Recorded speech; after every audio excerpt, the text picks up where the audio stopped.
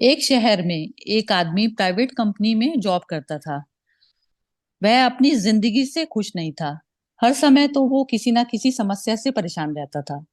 एक बार शहर से कुछ दूरी पर एक महात्मा का काफिला रुका। शहर में चारों ओर उन्हीं की चर्चा थी। बहुत से लोग अपनी समस्याएं उनके पास पहुंचने लगे, समस्याओं का समाधान कराने के लिए।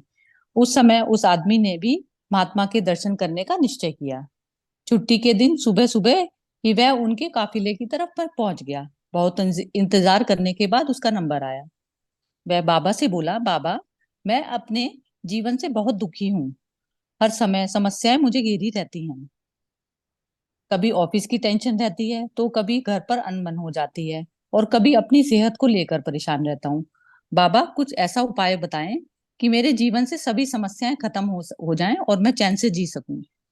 बाबा मुस्कुराए और बोले, पुत्र, आज बहुत देर हो गई है। मैं तुम्हारे प्रश्न का कल सुबह जवाब दूंगा, लेकिन क्या तुम मेरा एक छोटा सा काम करोगे? हमारे काफिले में 100 ऊंट हैं। मैं चाहता हूं कि आज तुम उनका ख्याल रखो। जब 100 के 100 ऊंट बैठ जाएं, तब तुम सो जाना। ऐसा कहते हुए महात्मा अपने तंबू में चले गए। अगली सुबह महात्मा उस आदमी से मिले और पूछा, कहो बेटा, नींद अच्छी आई? वह दुखी होते हुए बोला, कहाँ बाबा, मैं तो कल एक पल भी सो नहीं पाया। मैंने बहुत कोशिश की, पर मैं सभी ऊँटों को नहीं बैठा पाया। कोई ना कोई ऊँट खड़ा हो ही जाता था।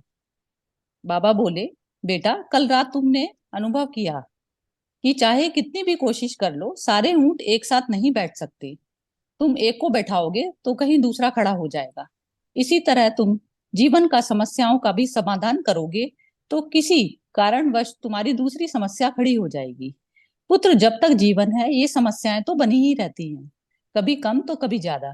तो हमें क्या करना चाहिए? उस आदमी ने जिज्ञासावश उस महात्मा से पूछा।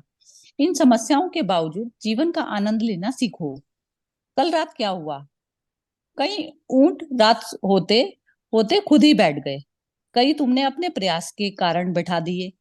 बहुत से ऊंट तुम्हारे प्रयास के बाद भी नहीं बैठे, और बाद में तुमने पाया कि उनमें से खुद ही बैठ गए। कुछ समझे? समस्याएं भी ऐसी होती हैं। कुछ तो अपने आप ही खत्म हो जाती हैं, कुछ को तुम अपने प्रयास से हल कर लेते हो, कुछ तुम्हारे बहुत प्रयास करने के बाद भी हल नहीं होती। ऐसी समस्याओं को समय पर छोड़ दो। उचित समय पर आने पर वह खुद ही खत्म हो जाती हैं। जीवन है तो समस्याएं रहेंगी ही, पर इसका ये मतलब नहीं कि तुम दिन रात उन्हीं के बारे में सोचते रहो। समस्याओं को एक तरफ रखो और जीवन का आनंद लो। चैन की नींद सो। जब उनका समय आएगा तो वो खुद ही हल हो जाएंगी।